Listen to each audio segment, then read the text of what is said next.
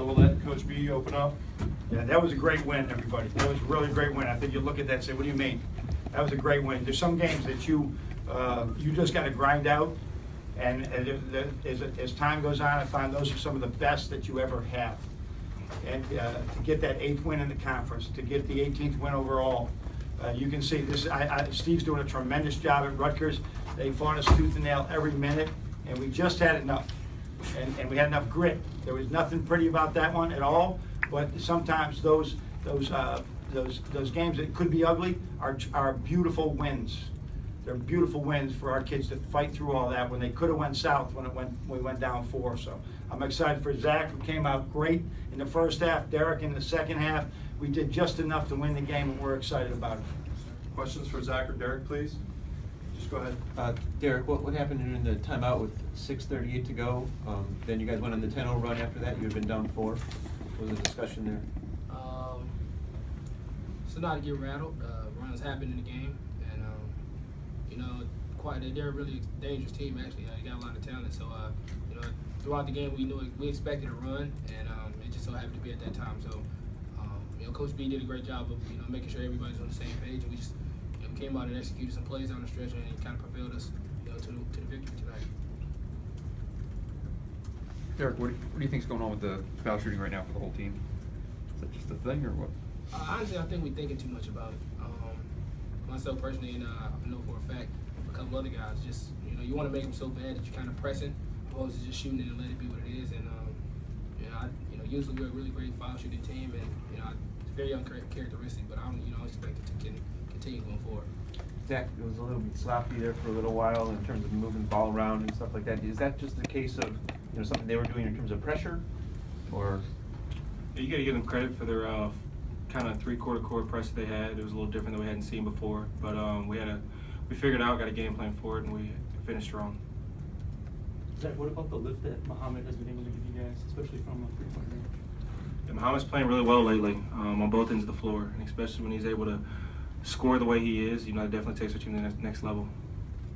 Derek, I mean, in these road games, you guys haven't really been able to avoid that run, and I mean, they kind of came at you with one tonight. But what was kind of different? How were you guys able to kind of pull through it? Everybody in the country, you go on the road. This is the toughest thing to do is to win, and especially with a team like Rutgers with so many talented guys at each position. And, tonight was just different. It was just a different type of feel for the guys. We weren't really, I wouldn't say we weren't worried, but it was a calm factor between everybody. We looked at each other across the line. Everybody had a calm factor. It was really composed. So that was the difference in tonight's game. We just way more composed than we were on the road. We went down, and we had a face. We just expected to win. So that was all the difference tonight.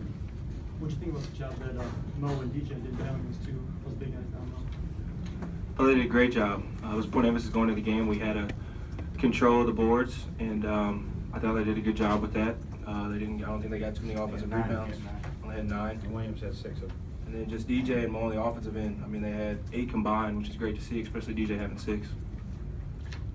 Zach, did you guys speak up in that huddle? I mean, was that all Coach Beilein in that late huddle, or was it two of you guys kind of say something? I think it's a mixture of both.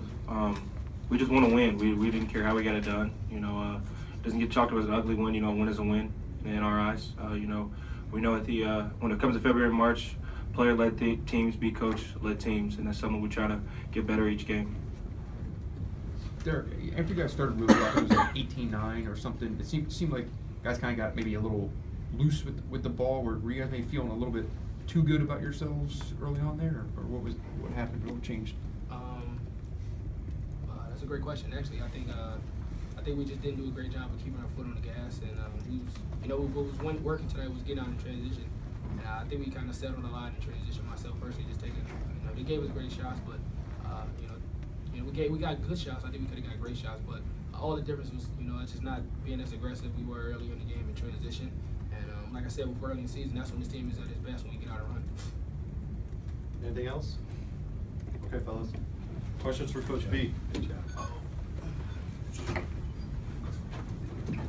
John, obviously what a loss would mean in terms of resume here and everything. Was that ever brought up to the team? Or you No, not really. No, we're just talking about just win the next game. There's one game left on the schedule, win the next game. And obviously, every road game you get is important too. I hate seeing that 27 in there. but it's we've played really teams that are tough to beat at home. You know, we haven't had any teams that really don't have to do a great job at home, and so it was a really good win for us just to get it any way you can. John, what's it about this team resolve? I mean, they made that run, they went up 4, and then you guys answered with that 10-0 run. You know, I think it's just maybe we're at a point right now where they have confidence in themselves that they can either run our offense or run our defense, and just make enough plays to win a game. There was a long way to go, but I think the whole thing was during that time. Yeah, we were scoring, we were stopping, and our defense, they shot 40% tonight. So if you look at our trend the last 5 or 6 games, it's very positive. It's more the norm, and so we had to do that today. And I think if Williams is going to get to 6 rebounds, it's not close at that time, but he does. It's so odd to have a 2-guard go crash. So we're not used to boxing out, and you just can't flip that switch like that. He did a great job.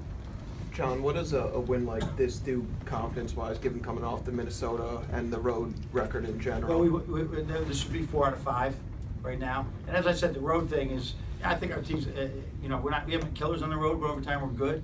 But look at the road teams we have played. We've played like really good teams. Who goes and say, oh, we'll go play South Carolina and UCLA on the road? And those are going to be our road games going into the conference. So we've worked really hard at that. We lost to Michigan State, Wisconsin on the road. Yeah, those are pretty good teams. So it's in the Big Ten, you're winning on the road is going to be really hard. Now, some teams have been able to do that, but maybe they haven't won at home like we have. So who knows? But it was big for us just to get another W. Road, anything, just get another W. Get into the point in the Big Ten that you're up in the higher spots, because this league is way underrated right now for how well it's going to do in March.